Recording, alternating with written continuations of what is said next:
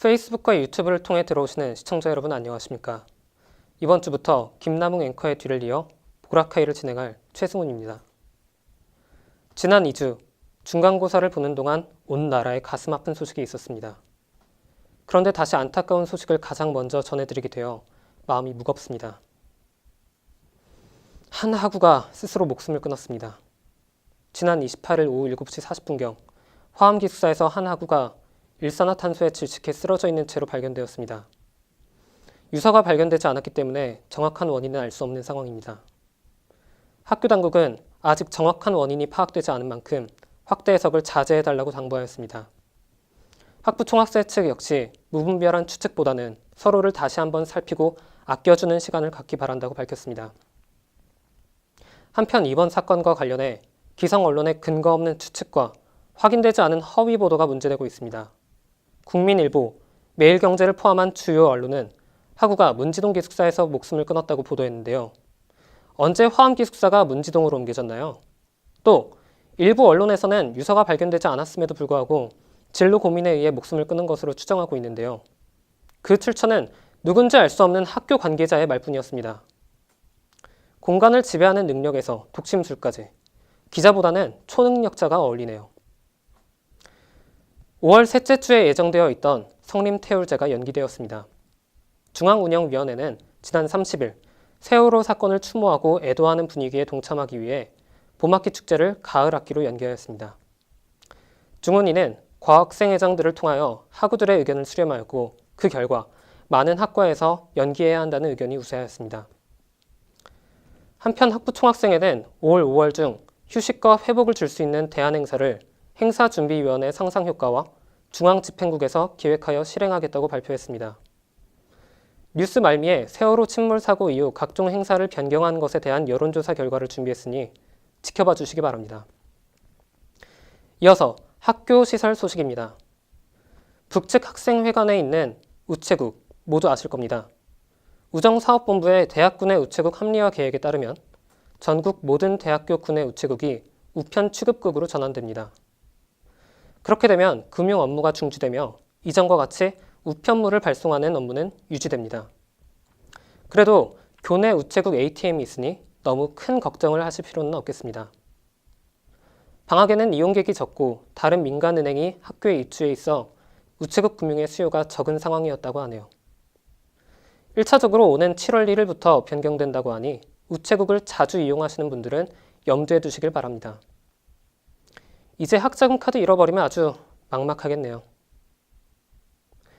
지난 3월 30일 보라카이에서는 학생 주민 21명이 결핵 확진을 받았다는 소식을 전해드린 바 있는데요. 아이러니하게 저희 보라카이에 이재영 기자가 결핵에 걸렸습니다. 오늘은 스튜디오에 나와 있는 이재영 기자에게 결핵과 그 역학조사에 대해 이야기를 좀 들어보겠습니다. 어서 오세요. 안녕하세요. 네, 본격적인 인터뷰 전에 결핵 확진자라고 들었는데 이렇게 스튜디오에 나오셔도 괜찮으신 건가요? 네, 의사 선생님이 마스크 안 쓰고 다녀도 된다고 하시네요. 전염성이 없으니까 안 피하셔도 돼요. 다행이네요. 본인이 결핵이라는 것은 어떻게 하셨나요? 제가 3월 말에 감기로 파팔라도에 갔었는데요. 의사 선생님이 2월 달에 했던 엑스레이 검사 결과를 보시고는 결핵이 의심된다고 하시는 거예요. 예. 그런데 좀 이상한 게 방금 말씀하시기를 2월 달에 했던 검사를 3월 달에 확인했다고 말씀하셨잖아요. 이게 어떻게 된 건가요? 네, 그 기숙사 입사하기 전에 하는 검사 있잖아요. 예. 그때 이미 결핵균이 있었는데 학교에서는 저보고 정상이라면서 그냥 기숙사에 입사시켰어요. 그래서 저는 결핵이 있을 줄은 꿈에도 몰랐죠. 그러면 3월에 감기에 걸리지 않으셨다면 아예 뭐 결핵 걸렸다는 사실 자체를 모르셨겠네요. 네, 저는 역학조사 대상자도 아니었고 이게 다 감기 덕분이죠. 예, 확진 후 뭐 주위 사람들 반응은 어땠나요? 주위에서 저 때문에 피부조사 검사를 받았거든요. 근데 그게 많이 아프다면서요, 피부조사 검사가. 그래서 좀 많이 미안했어요. 네, 덕분에 보라카이 스태프들도 다 피부 조사를 받았죠. 네. 예, 뭐 이 기자 잘못은 아닙니다. 다 결핵 네. 잘못이죠. 근데 제 룸메는 또 메일이 안 왔어요, 검사 받으라는. 저 확진자인 저한테 또 오더라고요, 신기한 게.